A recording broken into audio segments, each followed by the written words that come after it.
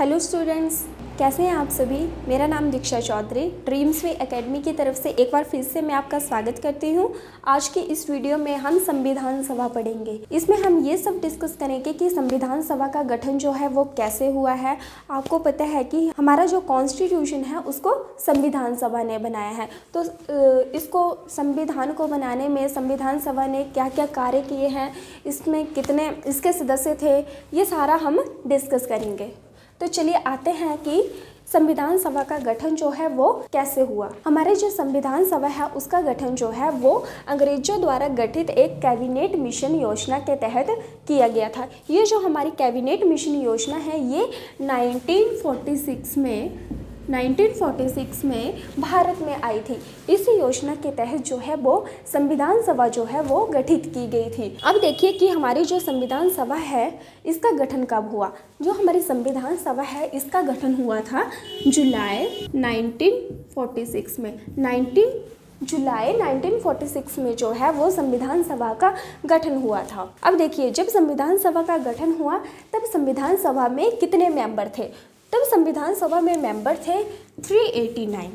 ये जो 389 मेंबर थे इसमें से देखिए, इसमें से 292 मेंबर जो थे वो थे हमारे ब्रिटिश प्रांत के। ये जो हमारे 292 मेंबर थे ये थे हमारे ब्रिटिश प्रांत के।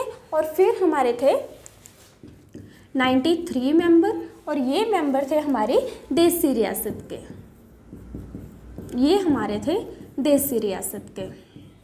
उसके बाद थे 4 मेंबर और ये 4 मेंबर कौन थे। ये 4 मेंबर थे चीफ कमिश्नरी के। ये 4 मेंबर जो है ये थे हमारे चीफ कमिश्नरी के। देखिए, ये जो हमारे 389 मेंबर है इनको भी चुनने का एक रूल बनाया गया। इनको चुनने का ये रूल रखा गया कि 10 लाख की जनसंख्या में एक व्यक्ति जो है वो चुनकर कहाँ जाएगा, हमारी संविधान सभा में जाएगा। इसके लिए ये जो 292 मेंबर हैं इनका तो निर्वाचन किया गया, इनका जो है वो निर्वाचन किया गया। लेकिन ये जो 93 मेंबर थे इनका क्या किया गया, इनका सिर्फ मनोनयन किया गया। देसी रियासतों में हमारे रजवाड़े आते हैं। इनका क्या किया गया कि इन्हें जो भी अच्छा लगा, जो भी व्यक्ति इन्हें पसंद आया उन्होंने इन्हें चुना और कहाँ भेज दिया, संविधान सभा में भेज दिया गया। तो इनका क्या किया गया, इनका मनोनयन किया गया। और ये जो हमारे ब्रिटिश प्रशासन है इनका क्या किया गया, इनका निर्वाचन किया गया। ठीक है, तो अगर आपसे क्वेश्चन पूछा जाए कि संविधान सभा के सदस्यों का निर्वाचन हुआ है तो या फिर मनोनयन हुआ है, तो इसका आंसर आ जाएगा निर्वाचन और मनोनयन दोनों ही हुआ है। अब देखते हैं कि संविधान सभा की जो फर्स्ट बैठक थी वो कब हुई थी। संविधान सभा की जो पहली बैठक थी वो हुई थी 9 दिसंबर 1946 में, यानी 9 दिसंबर 1946 को संविधान सभा की पहली बैठक हुई थी। ये जो पहली बैठक हुई थी इसमें संविधान सभा के अस्थायी अध्यक्ष को चुना गया था। अस्थायी अध्यक्ष चुने गए थे जिनका नाम आपने सुना ही होगा, डॉक्टर सच्चिदानंद सिन्हा। डॉक्टर सच्चिदानंद सिन्हा। अब क्वेश्चन ये है कि सिर्फ डॉक्टर सच्चिदानंद सिन्हा को ही क्यों अस्थायी अध्यक्ष चुना गया। जो भी उस टाइम पे मेंबर थे, जो भी संविधान सभा में उस टाइम बैठे हुए थे, उनमें जो थे वो सच्चिदानंद सिन्हा जो थे वो सबसे बुजुर्ग थे। इसलिए डॉक्टर सच्चिदानंद सिन्हा को याद रखना है कि इन्हें अस्थायी अध्यक्ष चुना गया था। ठीक है, डॉक्टर सच्चिदानंद सिन्हा को अस्थायी अध्यक्ष के रूप में चुना गया था।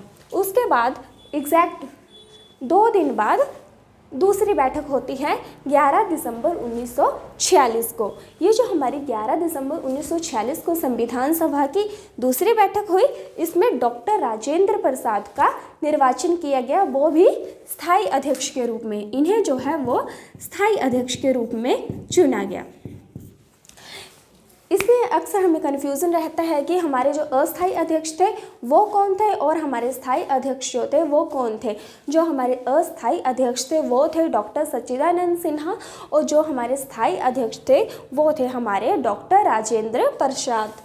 अब आता है 13 दिसंबर 1946 को जो है वो एक उद्देश्य प्रस्ताव रखा गया। एक उद्देश्य प्रस्ताव जो है वो संविधान सभा में पेश किया गया। अब क्वेश्चन ये है कि 13 दिसंबर 1946 को जो उद्देश्य प्रस्ताव पेश किया गया संविधान सभा में वो किसके द्वारा किया गया?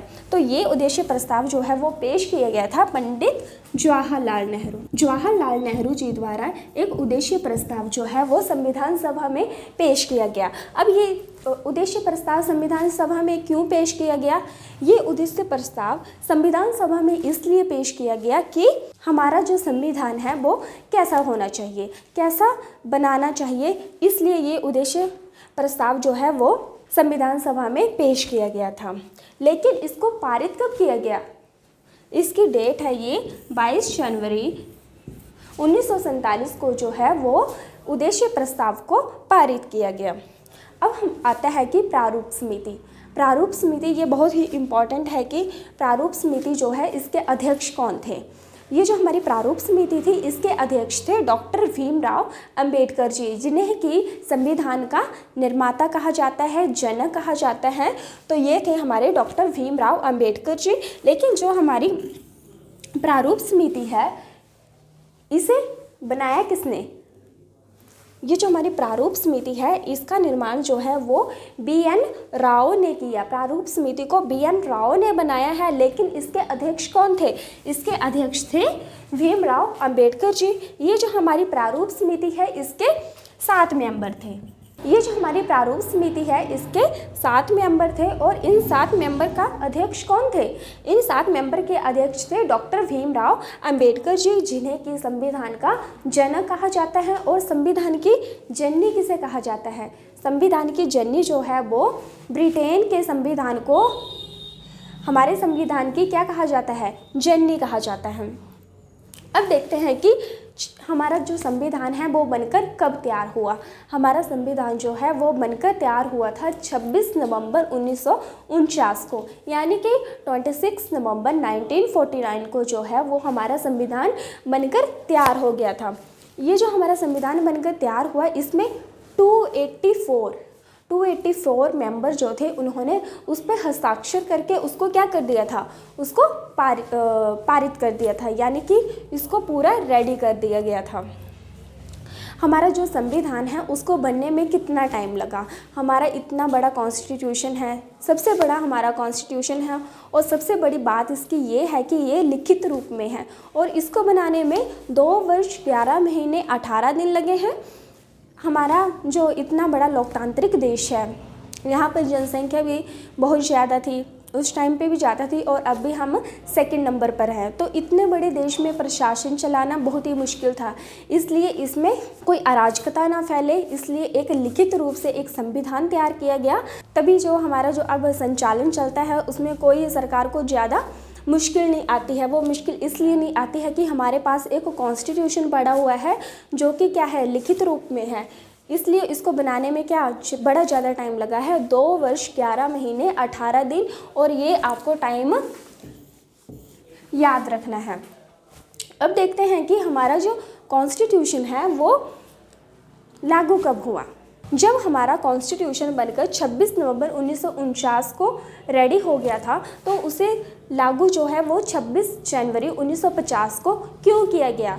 इस डेट को हमारा संविधान लागू इसलिए किया गया क्योंकि 26 जनवरी 1930 को हमारे जो भारतीय थे उन्होंने पहला स्वतंत्रता दिवस मनाया था।